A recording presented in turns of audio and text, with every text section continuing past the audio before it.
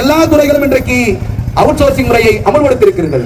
எல்லா துறைகளிலும் இன்றைக்கு ஒப்பந்த அடிப்படையிலான வேலையை நீங்கள் தீர்மானித்திருக்கிறீர்கள்.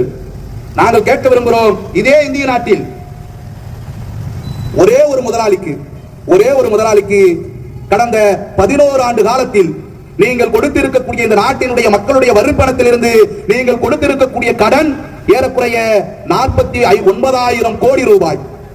49,000 கோடி ரூபாய். அனில் அம்பானி என்ற ஒரு தனிவர், அவருக்கு ஒரு முதலாளிக்கு 49,000 ரூபாய் இந்த நாட்டினுடைய மக்களுடைய பணத்தை எடுத்து கொடுப்பதற்கு உங்களுக்கு யார் அதிகாரம் கொடுத்தது? இந்திய நாட்டினுடைய வங்கிகளில் இருக்கக்கூடிய பணம் என்ன? அமித்ஷாவுடைய ஒண்ணு விட்டு சித்தப்பா வீட்டு சொத்தா? நரேந்திர மோடியினுடைய பெரியப்பா வீட்டு சொத்தா? சரி, கடன் கொடுத்த திருப்பு வசூலிக்கணுமா இல்லையா? விழுப்புரம் மாவட்டத்தில், கடலூர் மாவட்டத்தில், தஞ்சாவூர் மாவட்டத்தில் ஒரு சாதாரண விவசாயி 20,000 ரூபாய் 30,000 ரூபாய் கடன் வாங்கினான் என்று சொன்னால் கார்ப்பரேட் முதலாளிகளை விட்டு நீ கடன் வசூலிக்க சொல்வ, கொலை மிரட்டல் விட சொல்வ. ஆனால் அனில் அம்பானிக்கு கொடுக்கப்பட்ட 49,000 கோடி ரூபாய் கடனில் நீ எவ்வளவு வசூலிக்க வேண்டும் என்று அறிவுறுத்திருக்கிற? வெறும் 455 கோடி ரூபாய் வசூலித்தால் போதும் என்று சொன்னால் அப்படியான அதிகாரம் உனக்கு வழங்கியது யார் என்கிற கேள்வியை தான் இந்திய ஜனநாயக வாலிபர் சங்கம் கேட்க விரும்புகிறோம்.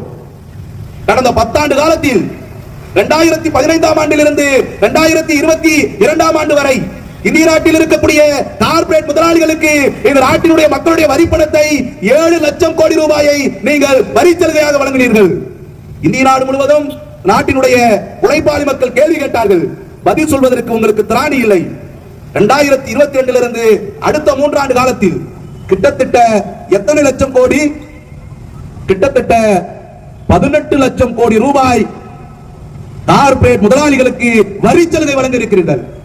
இந்த 10 ஆண்டு காலத்தில் இந்திய நாட்டினுடைய கார்ப்பரேட் முதலாளிகளுக்கு மட்டும் ஏறக்குறைய 25 லட்சம் கோடி ரூபாய் வரி சலுகை வழங்குவீர்கள் என்று சொன்னால் நீ யாருக்கான அரசு? நீ யாருக்கான ஆட்சி? இந்திய நாட்டில் இருக்கக்கூடிய 80% மக்களுக்கான ஆட்சியா? இந்த நாட்டை கூறு போட்டுக் கொண்டிருக்கிற கார்ப்பரேட் முதலாளிகளுக்கான ஆட்சியா என்கிற கேள்வியை தான் இந்திய ஜனநாயக வாலிபர் சங்கத்தினுடைய மாநாடு கேட்டு விரும்புகிறது. அது மட்டுமல்ல, பிஜேபி ஆளக்கூடிய மாநிலங்களை தவிர வேறு எந்த கட்சிகள் ஆண்டாலும் சரி, அந்த மாநிலம் இந்தியாக்குள்ள இருக்குதா இல்லையா என்கிற கேள்வி நமக்கு எழுகிறது. தமிழ்நாட்டில் இருக்கக்கூடிய மக்களிடத்தில் நீங்கள் உங்களுக்கு வாக்கு மட்டும் வேண்டும். நீங்கள் தமிழ்நாட்டிற்கு மாதத்திற்கு 3 முறை பயணம் செய்வீர்கள். அமித்ஷா துவங்கி நரேந்திர மோடி வரை தமிழ்நாட்டை குறிவைத்து 2026 தேர்தலை குறிவைத்து தமிழ்நாட்டின் மீது கவனம் செலுத்துவீர்கள். ஆனால் இந்த மாநிலத்திற்கான உரிமைகளை மட்டும் நீங்கள் வழங்க மாட்டீர்கள் என்று சொன்னால் நாங்கள் அதை வேடிக்கை பார்க்க மாட்டோம். இந்திய ஜனநாயக வாலிபர் சங்கம் இந்த மாநிலத்துக்குரிய உரிமைகளை கேட்டு போராடுகிற வரிசையில் முதல் வரிசையில் நிற்போம் என்பதை மீண்டும் மீண்டும் நிரூபிக்கிற அமைப்பாக இந்திய ஜனநாயக வாலிபர் சங்கம் இருப்போம்.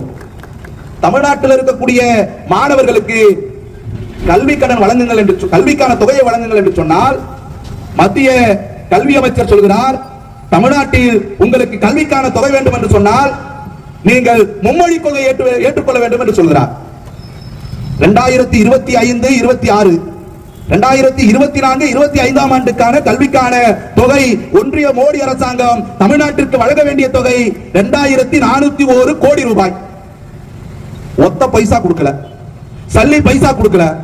கேட்டால் அவர்கள் சொல்கிறார்கள், நீங்கள் மும்மொழி கொள்கையை ஏற்றுக்கொண்டால்தான் நாங்கள் கல்விக்கான தொகை வழங்குவோம் என்று சொல்கிறார்கள். மும்மொழி கொள்கைனா என்ன? யாராவது ஒருத்தர் விளக்கமா சொல்லியிருக்கீங்களா? மும்மொழி கொள்கைனா என்ன? ஏற்கனவே தமிழ்நாட்டில் இருமொழி கொள்கை நடைமுறையில் இருக்கிறது. மும்மொழி கொள்கை என்று எதை சொல்கிறீர்கள்? நீங்கள் சொல்லக்கூடிய இந்தியை கற்றுக்கொள்ள வேண்டும், இந்தியை கட்டாயமாக பாடமாக்க வேண்டும், படிக்க வேண்டும் என்று சொல்கிறீர்கள். நரேந்திர மோடிக்கும் பாரதிய ஜனதா கட்சிக்கும் இந்திய ஜனநாயக வாலிபர் சங்கம் பணிவோடு சொல்லிக்கொள்ள விரும்புகிறோம்,